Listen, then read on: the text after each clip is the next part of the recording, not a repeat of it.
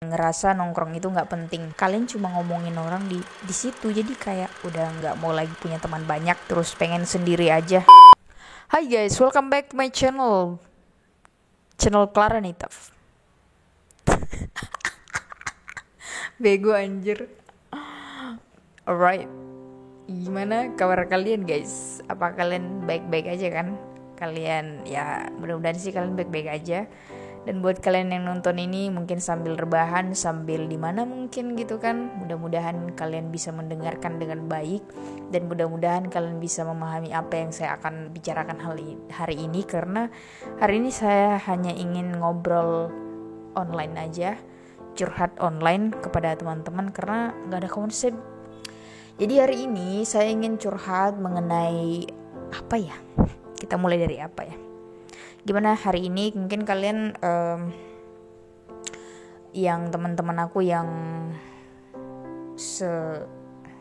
mungkin kita mulai dari sebagai seorang fresh graduate ya, dimana kita belum ada sama sekali pengalaman dalam bekerja, kecuali mungkin teman-teman yang pada saat kuliah sambil bekerja udah ada pengalaman kan, dimana zaman sekarang itu memang sulit untuk mencari pekerjaan dan memang ya tidak seperti dulu. Mungkin dulu enakan aja kan, kayak orang pada butuh pegawai kan, butuh tenaga. Sekarang mungkin kayak ada pengurangan dan lain-lain. Ya sedih juga sih, cuma gak sedih-sedih amat karena saya juga ada kesibukan lain. Cuman kita kan yang namanya manusia selalu punya kebutuhan dan terus menerus ada kebutuhan. Nah, kebutuhan itu gak pernah ada habisnya. Kita butuh makan, butuh minum, nah semua itu butuh duit. Itu kita juga butuh tambahan. Dan seperti itulah, kita harus tetap semangat kawan-kawan, karena hidup memang sekeras batu. Jadi itu aja sih, kayak lebih susah aja nyari pekerjaan sebagai seorang fresh graduate, apalagi orang kan minta yang ada pengalaman setahun 2 tahun lah. Jadi kayak ya udahlah gitu. Terus semenjak saya merasakan kelulusan, kita kan dulu kan kalau di kampus kita itu sering banget nongkrong kan. Bedanya dulu sama sekarang itu, setelah lulus udah jarang banget nongkrong dan ngerasa nongkrong itu nggak penting. Pertama, habisin duit pasti, apalagi buat kita yang belum ada kerjaan. Nah, buat teman-teman yang belum ada kerjaan pasti mikirnya itu nggak penting banget nongkrong. Memang, karena ya kecuali kalau nongkrongnya beredukasi, ada yang dibahas tentang apa gitu, mungkin pekerjaan atau apa. Dan yang kedua, kita ngabisin waktu. Nggak penting aja ngomongin orang atau apapun itu yang kayak ngabisin waktu. Bayangan lo nongkrong dari jam 5 jam 5 sampai jam 12 malam, lo pulang nggak ada apa-apa, kalian cuma ngomongin orang di situ. Jadi kayak nggak ada banget gunanya kan. Jadi mending dipergunakan untuk melakukan sesuatu yang bermanfaat buat kita.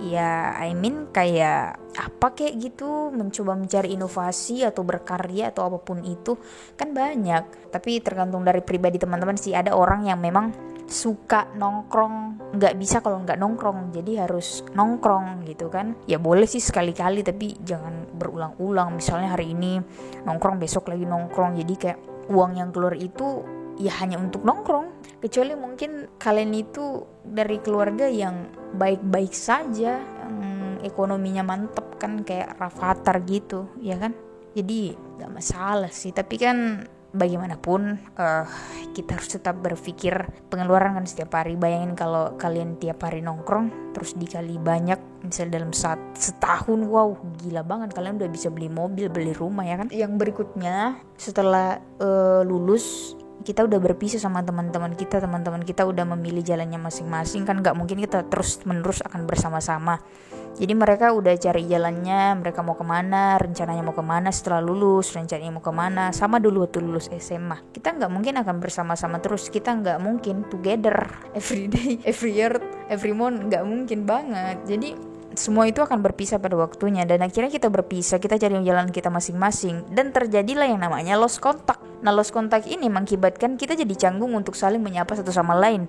Sebenarnya awalnya kita gak mau itu kejadian, tapi gara-gara kesibukan, gara-gara apa yang kita lakukan membuat kita tidak lagi sekedar menyapa aja udah kayak, misalnya udah sebulan jarang kontak, tiba-tiba lu kayak ngeliat statusnya dia, lu pengen komen tapi lu kayak canggung gitu kan, kayak aduh pengen banget nih komen gimana kabarnya, tapi takutnya dia keganggu gitu kan, takutnya dia merasa ih ngapain sih dia chat gitu, padahal sebenarnya enggak. Mungkin kayak salah satu dari kita atau dua-duanya berpikir seperti itu, akhirnya tidak adalah kontak antara aku dan dia, ya kan gitu. Jadi seperti itu. Jadi dunia pertemanan mulai mengecil, menyempit sampai akhirnya hanya ada satu orang yang mau berteman dengan kita. Sebenarnya yang membuat kita menjauh dari teman-teman kita itu adalah diri kita sendiri, ya kan? Yang membuat kita jauh dari teman-teman kita karena diri sendiri. Juga kita merasa bahwa ada memang orang yang pengen kita berteman karena dia memahami apa yang kita maksud, selalu mengerti apa yang kita maksud, bukan menyuruh kita untuk menjadi orang lain. Ada juga yang meninggalkan gara-gara itu, maksudnya pergi gara-gara itu.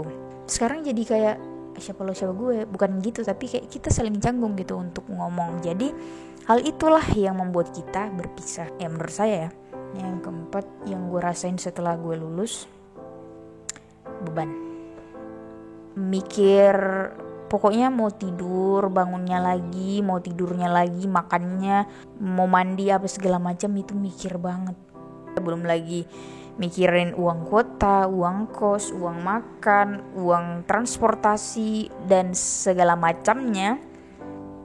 Jadi menjadi tumbuh dewasa itu teman-teman tidak semudah yang kita bayangkan. Mungkin teman-teman di luar sana dulunya berpikir bahwa saya mau cepat-cepat lulus SMA biar bisa kuliah, biar habis itu kerja. Tidak semudah itu juga, kecuali memang Anda sudah ada pegangannya atau Anda sudah ada orang dalamnya.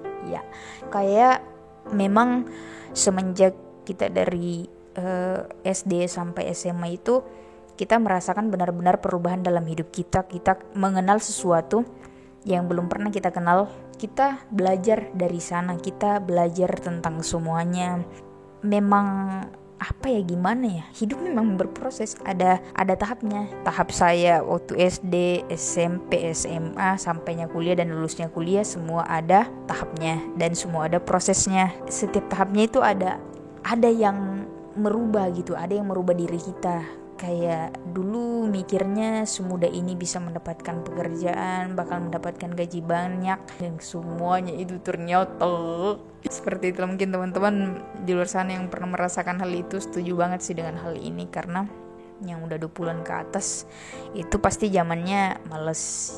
Yang pertama udah gak mau lagi punya teman banyak, terus pengen sendiri aja, apa-apa mau kemana-mana sendiri tuh gak apa-apa, malah lebih enak gitu kan. Kemudian ngerjain sesuatunya sendiri, kayak apa-apa mandiri lah pokoknya. Kayak kalau ada masalah ya cerita sama diri sendiri dan Tuhan, udah cukup. Pokoknya kalau ada apa-apa pengennya sendiri aja. Cuma memang kadang-kadang gak bisa dipungkir ya, kita memang butuh orang, butuh sandaran, anjay. Gak harus pacar juga. Kita butuh orang yang benar-benar memahami ke diri kita. Kita butuh teman yang benar-benar paham dengan karakter kita. Dan jadi gitulah guys, perubahan yang terjadi dalam diri ketika kita udah tumbuh dewasa dan menjadi. So teman-teman tetap semangat, tetap kuat, tetap menjadi pribadi yang rendah hati, menjadi orang yang sabar. Mungkin gitu aja sih yang mau saya sampaikan hari ini. Siapa tahu teman-teman siapa tahu teman-teman punya cerita lain atau punya pengalaman lain dalam hidupnya, bisa diceritakan di kolom komentar. Jangan lupa like, komen, dan jangan lupa share juga. Dan jangan lupa juga untuk subscribe, karena subscribe itu gratis. Pokoknya subscribe aja di bawah.